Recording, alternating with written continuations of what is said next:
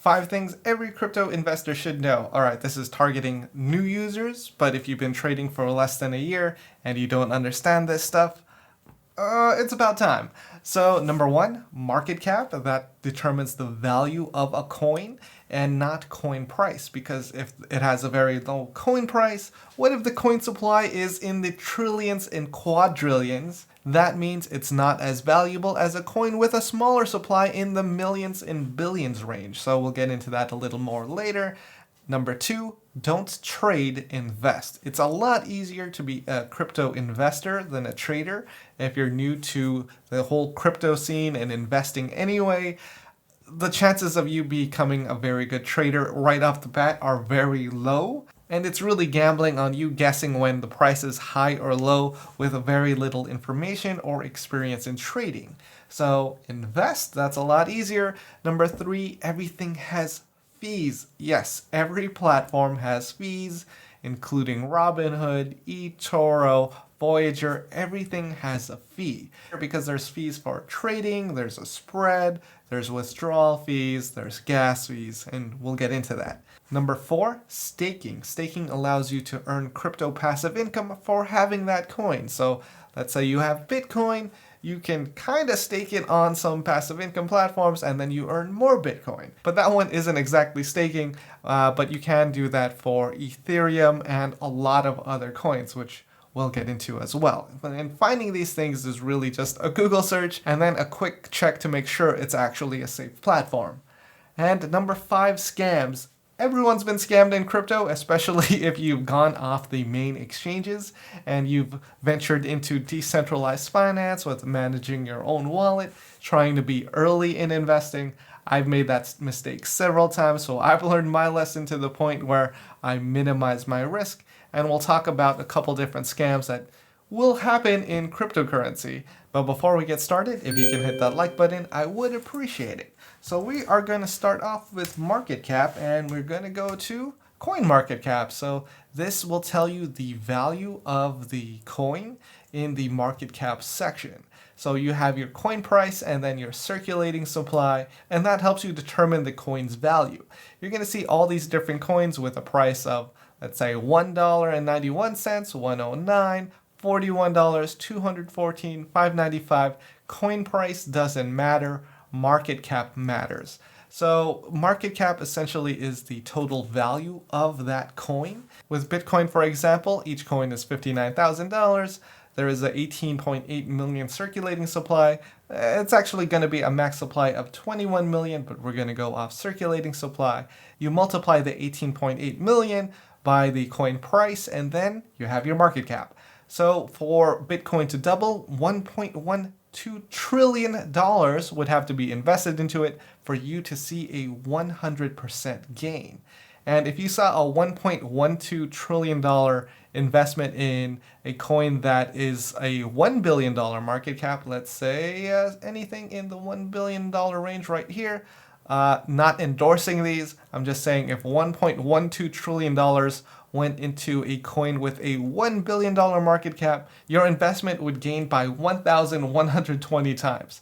Now, very unlikely for that to happen on any of these smaller coins because it always depends on the demand for the coin, the utility, and most importantly, the marketing. Marketing actually plays a big factor in a lot of these coins. When you're investing in meme coins like Doge or Shiba, they heavily rely on marketing rather than people needing the coin to use their services or platform, which is why we see a lot of the top coins like BNB, Ethereum, Solana, Cardano, Polkadot. These are ecosystem tokens that run smart contracts, and you need this coin to run things within their network. So they create the demand, and apparently these coins can go up significantly in price as people want to be a part of that ecosystem. They want to use things, they want to build things, and they need that coin to be a part of it. So they create a need rather than marketing. And for the most part, marketing does work well, but there is a limit on how high something can go.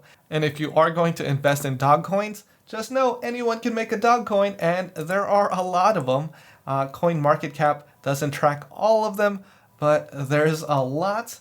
And these are just coins that registered with CoinMarketCap. I think there's like over 160, and these are just the dog-related ones. There's also other animals, so it's a very high-risk thing if you want to invest in meme tokens. Utility tokens create more demand and build in the long term, which is something you want to see, whereas a lot of these meme coins might only be available for a month or two and then just run off with all your money. So there is a lot of risk when investing in animal related coins that have no utility. Utility just means purpose. Is there a purpose why you need this coin, or you just like the picture of the animal? It's up to you. You can make money either way, but there is a lot more risk investing in these meme coins than coins with utility. Number 2, don't trade, invest. Now, you're going to want to start trading because like, oh, buy, sell, limit order, market order, stop loss. You're just going to kind of have fun with it, especially if it's new to you. I certainly did. I did a lot of trading, and I was making judgments based on a couple videos I watched on technical analysis, where I was just trying to be smarter than the market. In the long run, it just makes more sense to invest and just hold the coin, because no one can really predict whether the coin will go up or down. Technical analysis works to a small extent because the markets are volatile. You can just have the price jackknife and then your stop loss activates and then you have to buy back in at a higher price. That happened to me many times. So I don't use stop losses. I invest in things I believe in over a long period of time. And if you are new to crypto trading, take your time and understand the fees, because there are a lot of fees when trading, and you have to do better than those fees to make that trade worth it. Which is why, number 3, fees. Everything has fees. Let's say you're trading on Coinbase. If you're on Coinbase, the regular site, it has a 1.5% trading fee. If you're on their more professional trading site, Coinbase Pro, they have a 0.5% trading fee. And that means if you're buying and selling, you're trying to predict if the coin is going up or down. It doesn't really matter if the coin price moves a small amount. It really matters if your trades make more than that trading fee. So each trade has to make 0.5% or more just to outweigh that fee. Which means if you are going to buy and sell, buy low, sell high, you need to make a profit of at least 1% to outweigh that trading fee, because it's 0.5% to buy, 0.5% to sell. You need at least 1% to outweigh that fee. Now, every platform has a different fee, whether it's for the trading fees or the spread. A lot of the more professional platforms that are on exchange, they are going to have trading fees, and they can range for much different prices. I personally use the lowest fee ones, Binance, KuCoin, and Pionex. Pionex sponsors this channel, and I would recommend them. There will be a referral link in the description because they have the lowest trading fees at 0.05%. They are a broker for Binance, which means if you're from the US and you're worried about KYC, they don't really do KYC, and you can access all the quality coins on Binance. Because if you are trading and you are a new trader, you're looking for coins to buy, it makes sense to stay on the big platforms like Coinbase and Binance because they thoroughly vet the coins being listed there, and the chances of you getting scammed are very low. More about the fees. There are a lot of fees when trading. So we talked about trading fees. There's also fees built into the spread. You're going to see that on platforms like Voyager, eToro, and Robinhood, which we'll take a look at. Here's some screenshots of the buy price and sell price when looking at Robinhood. Each of these fees are more than 0.1%, so you are paying more in fees than you would be on Binance, KuCoin, and Pionex. But of course, there's also a trading spread.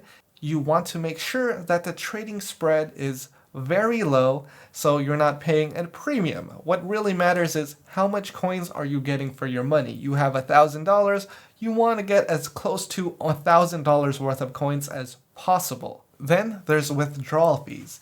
Every platform has withdrawal fees, and it also depends on the network. If you're on one of the major US exchanges and platforms, a lot of them operate on Ethereum, on the ERC20 network, so you are going to be paying much more in fees if you're doing any transfers on that network. where fees can be anywhere from $20 to $35, sometimes even higher in times of high volatility and high network use. So if you actually want to see what those gas fees look like, we can take a look. So this is etherscan.io, and this is the gas tracker. And you can see to move an ERC20 token at the moment, so this time now, it's going to be very different when you see it. It's going to cost at least $23 to $25 worth of gas. Using Uniswap will cost between $71 to $78. Removing or adding liquidity, $62 to $68.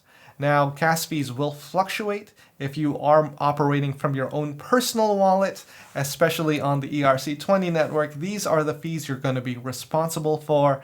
And a lot of people new to crypto investing don't understand that they have to pay these gas fees. You need ETH in your account to operate things. If you're withdrawing a coin like SHIB to your personal wallet, and you don't have any ETH in your wallet, you're going to have that SHIB in your wallet, but you can't take it out because you need ETH as gas to fund that transaction. So for the most part, operating on a centralized exchange for a new user is great. Sure, you're not responsible for your coins too. A lot of people say not your keys, not your crypto. But if you are a new user and you're not familiar with any of this, your crypto is significantly safer on a centralized exchange. I know people are going to say otherwise, but new users, not that responsible. And learning the intricacies of the fees and moving things around and staying safe is something that you learn over time and not something you can pick up immediately as a new user. And as for gas fees, it always depends on the network. Ethereum is going to be high. It's going to be much cheaper on Binance Smart Chain, Solana, Polkadot. Any of the other networks are going to be significantly cheaper. So understand where you're moving coins, what you're using, and what are your options. I recommend to a lot of people trying to move their coins off Coinbase to something like Pionex or KuCoin or any other type of platform to buy Litecoin, make that transfer because it's going to be less than a penny to withdraw from Coinbase, and then you trade that Litecoin for USDT or whatever you want on that platform you just move those coins to. Something like Litecoin has low fees and it's supported everywhere, and I kind of use it as a way to move money around, especially in small amounts. Now, if you're transferring like $10,000 worth of coins or even more than that, those trading fees are going to outweigh that savings in gas, and it makes sense to just pay that gas fee. For people trading less than $10,000, I'm talking about $1,000 or less, and you want to save those gas fees because it's going to be a hit to your account, it does make sense to have this intermediary coin with low network fees to make those transfers. So that sounded confusing. Even I heard what I said. But the key to this is understanding what the gas fees are and what options you have to make trades at lower rates and get full value.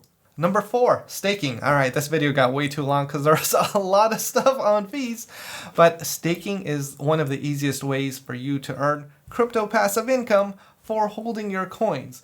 A lot of coins will offer staking rewards or something similar. I've covered that in multiple videos, and I will have a playlist at the end of this video explaining all the different places where you can get crypto passive income, at least for the topics I've already covered. Feel free to let me know in the comments if there is a specific platform you want covered. If it's big enough, I'll cover it. If it's like a really small platform and a small coin that wants attention, I'm gonna skip it. So with staking, there are a lot of different places. I really like Binance.com if you're eligible for that, because you can do staking within their exchange. You can also do staking on KuCoin. It does have less options. And if you are going to stake your coins, look up the name of your coin and staking in Google, and then see what your staking options are.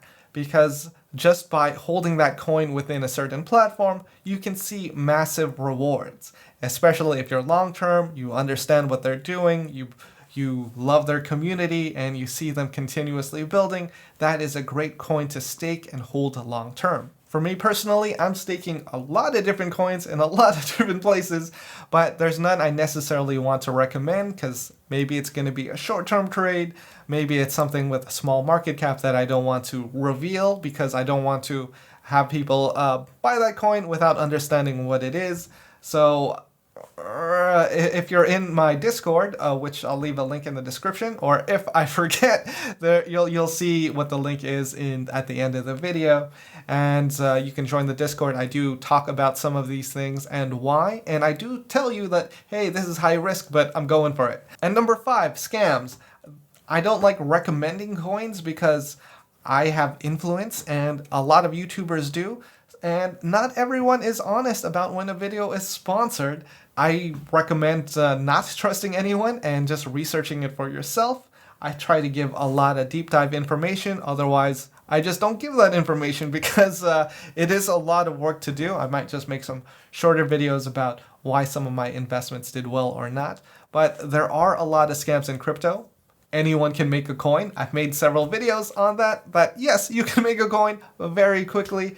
If you're new to cryptocurrency, just stay on the big exchanges, especially when you're managing your own coins. Your MetaMask, that's your personal wallet, can be compromised. Your wallets within your phone can be compromised. Your copy and paste function within your computer can be compromised. There are so many different ways to be scammed or hacked that very likely within your first year of crypto trading, you are going to be scammed. That's happened to me, that's happened to a lot of people I know, and from that you learn to be more cautious. I've heard a lot of stories personally from people that were reaching out to me for help about how to get unscammed and get their money back, but for the most part within cryptocurrency, it's unregulated. Once that money's gone, it's gone.